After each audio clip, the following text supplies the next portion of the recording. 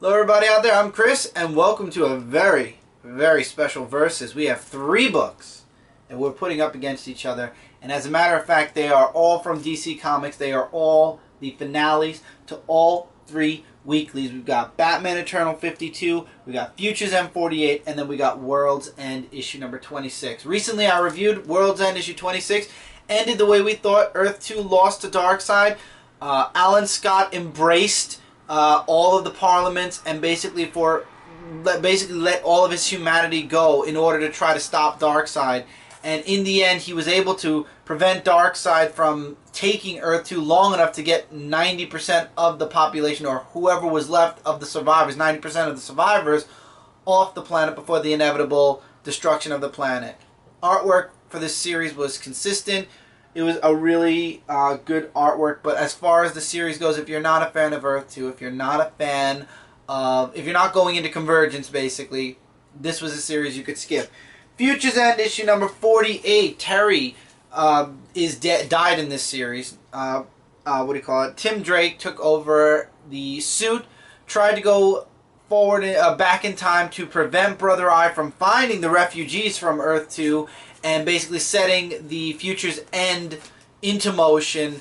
Spoiler alert, he fails, ends up going into the future, being sent back into the beyond future where Brother Eye's won and the world is completely, almost fully controlled by Brother Eye. There are a couple of refugees like the Atom who are fighting against Brother Eye, but in the end of this series, Brother Eye won. Again, if you are not a fan of, if you're not going into Convergence, if you weren't a fan of the Futures End event in September, this series wasn't exactly something you needed. Again, it was just to set up for what's to come in Convergence, and obviously Futures End will be the future that obviously probably won't happen in the new DC comic universe. This was basically the end of the New 52. Once Convergence is over, the New 52 is done. This is the New 52's Futures End, meaning New 52 is done.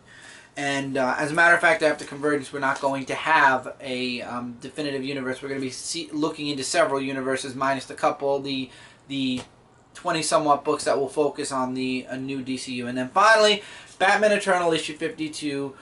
Lincoln was the person who orchestrated everything.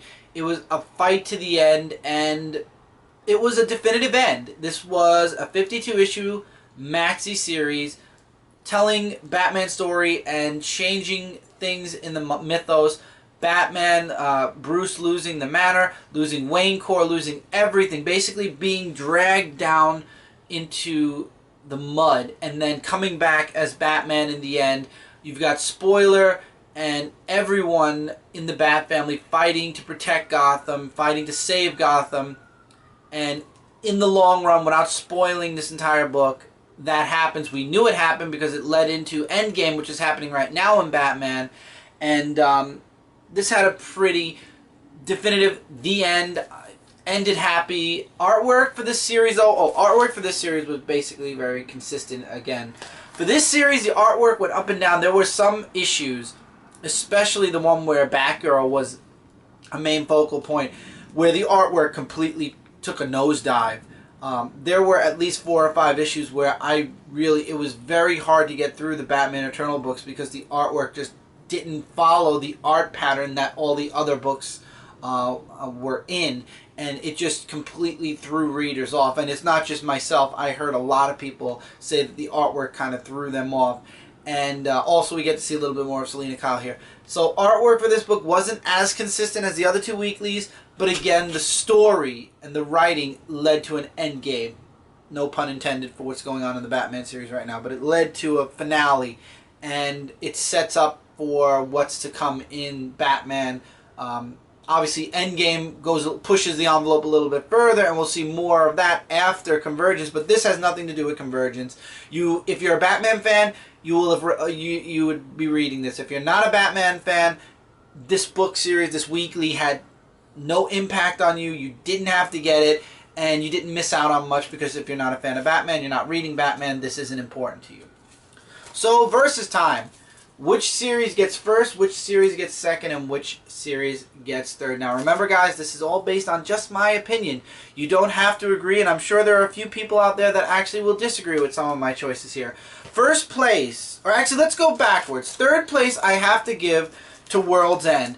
The artwork was very consistent, but when it came to the story, there were times where this series fell short between the weeklies. It was a tough choice for second and third place, because right behind World's End, second place has to go to Future's End, because it was supposed to focus on Terry. It didn't for a while.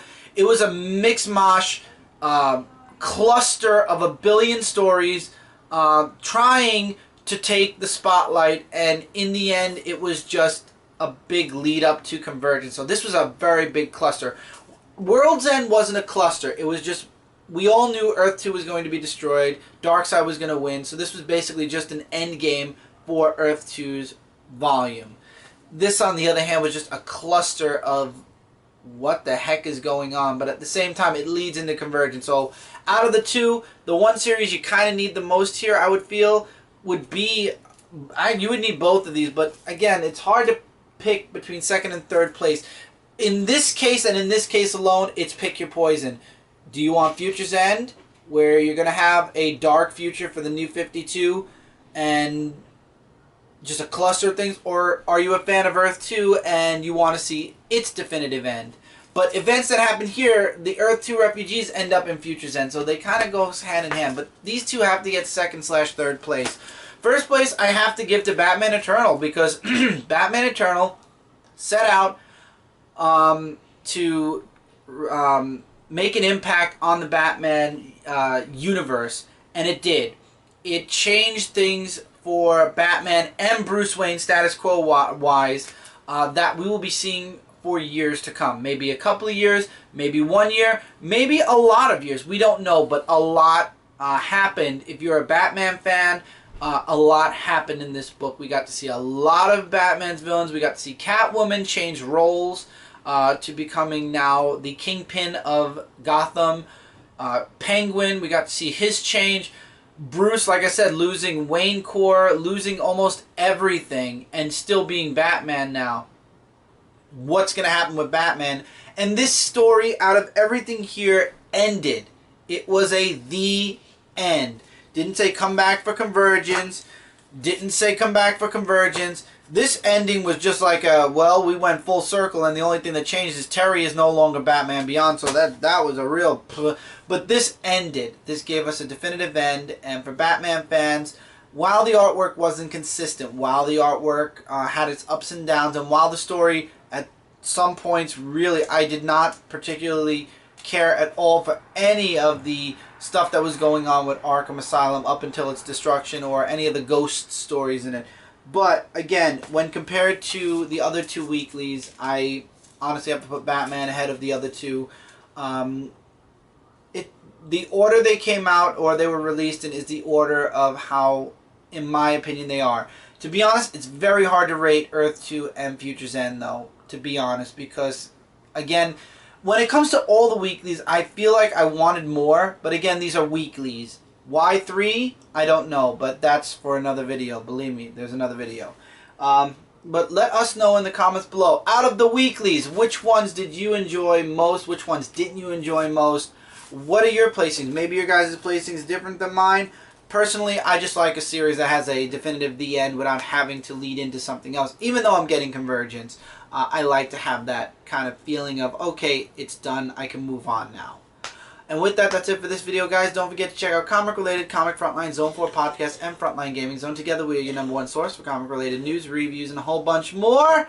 And until next time, everybody, take care, keep reading, keep collecting, and I'll see you guys in the next video.